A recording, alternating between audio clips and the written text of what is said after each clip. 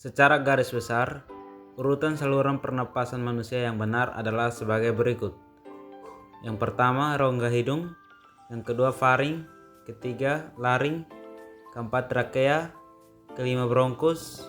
Keenam, bronkiolus. Ketujuh, alveolus. Kedelapan, paru-paru. Sekarang kita masuk pada urutan yang pertama, yaitu rongga hidung.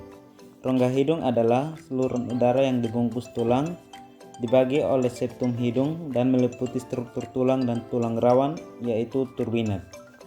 Fungsi rongga hidung adalah tempat masuknya udara menuju tenggorokan. Rongga hidung juga bertugas menjaga kelembapan, suhu, dan tekanan udara.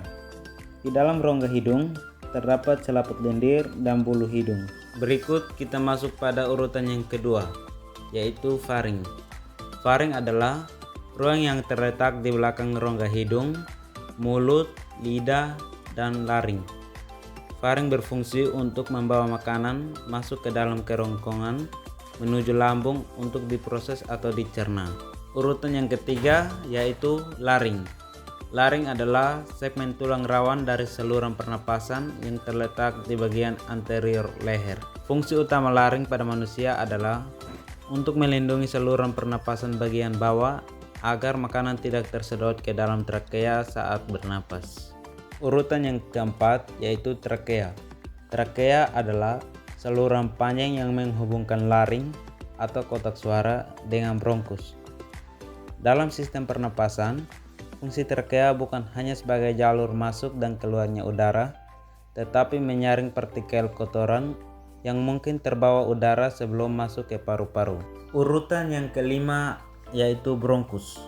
Bronkus adalah organ dalam sistem pernapasan yang menjadi penghubung batang tenggorokan atau trakea dengan paru-paru. Fungsi bronkus dalam sistem pernapasan cukup penting. Salah satunya adalah memastikan aliran udara masuk dan keluar paru-paru. Urutan yang keenam yaitu bronkiolus. Bronkiolus adalah saluran udara di dalam paru-paru yang berbentuk menyerupai cabang ranting pohon. Bronkiolus berfungsi untuk menyalurkan udara dari bronkus ke alveoli. Selain itu, bronkiolus juga berfungsi untuk mengontrol jumlah udara yang masuk dan keluar saat proses bernapas berlangsung. Tanpa adanya bronkiolus, maka paru-paru baik hewan maupun manusia akan mengalami gangguan dan juga kerusakan. Urutan yang ketujuh yaitu alveolus. Alveolus adalah tempat paru-paru dan darah bertukar oksigen dan karbon dioksida selama proses menghirup dan menghembuskan nafas.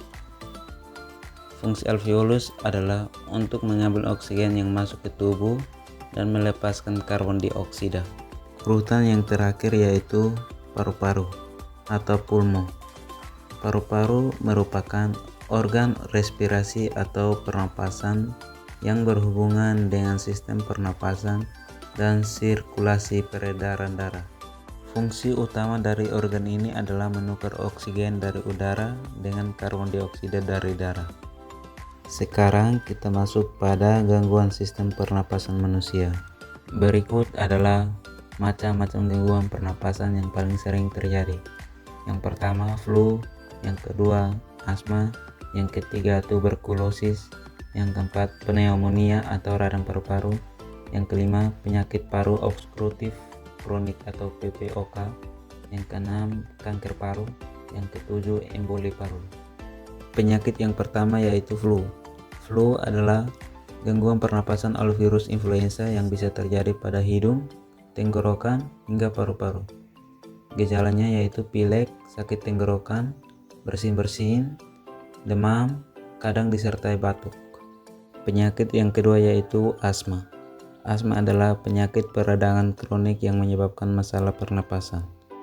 Penyakit pernapasan ini terjadi saat saluran napas menyempit karena meradang atau tersumbat oleh lendir. Penyakit yang ketiga yaitu tuberkulosis. Tuberkulosis atau TB adalah penyakit paru-paru yang sering disebabkan oleh bakteri Mycobacterium tuberculosis.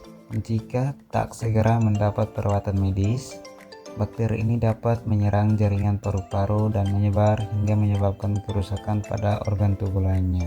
Penyakit yang keempat yaitu pneumonia atau radang paru-paru. pneumonia atau radang paru-paru. Di dalam organ paru-paru kita terdapat alveoli atau kantung udara. Ketika terjadi infeksi, maka alveoli akan meradang dan berisi nanah atau lendir. Inilah yang terjadi ketika terserang pneumonia. Penyakit yang kelima yaitu penyakit paru obstruktif kronik. Penyakit paru obstruktif kronik atau PPOK sebenarnya mencakup dua jenis penyakit sistem pernapasan, yaitu emfisema dan bronkitis kronis. Emfisema adalah kerusakan pada alveoli atau paru sehingga elastisitasnya berkurang. Penyakit yang keenam yaitu kanker paru. Kanker paru terjadi ketika sel-sel mengalami kerusakan akibat menghirup bahan kimia berbahaya atau uranium, arsenik, nikel, dan lain-lain dalam jangka panjang. Ini juga termasuk rokok. Pada kondisi yang lebih parah, kanker tumor paru-paru juga menyebar ke kelenjar getah bening, tulang, otak, dan hati. Gangguan penyakit yang terakhir adalah emboli paru. Emboli paru adalah keadaan serius di mana gumpulan darah atau benda lain terbawa oleh aliran darah ke paru-paru, menyumbat arteri paru-paru atau cabangnya. Emboli paru dapat menyebabkan kerusakan pada jaringan paru-paru dan bahkan kematian jika tidak diobati dengan cepat.